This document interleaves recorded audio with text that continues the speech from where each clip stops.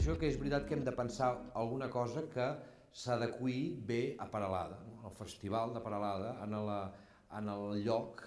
en el vent, en la brisa, esperem que no sigui vent aquell dia, a la brisa, a l'aire lliure,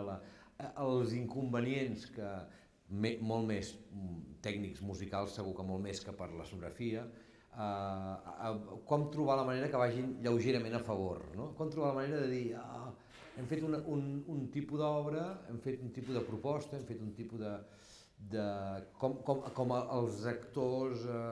els intèrprets reben la música i la transporten cap en el... I una cosa que m'ha fascinat bastant sovint és com l'espectador, quan veu òpera, hi ha d'haver un moment en què se n'oblidi que hi ha una orquestra i que hi ha un cantant i que hi ha un actor i que se li crea una espècie de barreja, com un somieig de dir no sé ben bé ara d'on surt la música i en canvi al cap d'un moment estigui fascinat amb l'orquestra i digui ara no sé d'on surt aquesta cançó, no? I allà al mig d'aquell ambient especial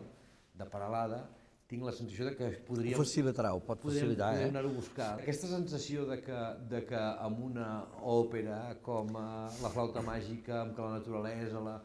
l'efervescència dels sentiments, que no acabes d'entendre ben bé... Hi ha una cosa també molt maca, que jo dic, defenso molt les històries, però amb l'òpera té una cosa molt maca de que no acabes d'entendre, per nosaltres, per un alemany sí, però no acabes d'entendre ben bé què diuen, et perds, segueixes els... Però ja no ho entens, i llavors això també té un misteri, envoltat de la nit i de l'oratge i algun soroll de les cigonyes, a lo millor,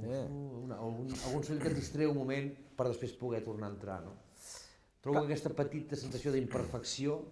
pot, si juga a favor, és preciosa.